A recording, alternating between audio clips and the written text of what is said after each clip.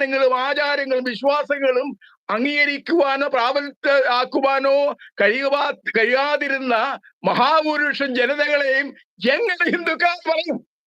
ഇപ്പോ രാഷ്ട്രീയത്തിന്റെ പേരിൽ അവരെ ഹിന്ദുക്കളാക്കുകയാണ്. നമുക്കറിയാം ഇവിടത്തെ ഈഴവർ ഒരിക്കലും ഹിന്ദുക്കളായിരുന്നില്ല.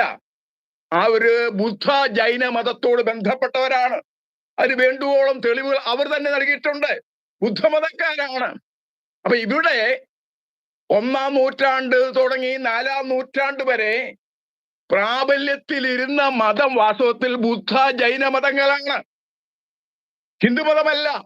ഹിന്ദുമതം വന്നത് AD 7-ാം നൂറ്റാണ്ടിൽ ബ്രാഹ്മണർ കേരളത്തിലേക്ക് കുടിയേറി പാർത്തതിനു ശേഷമാണ്.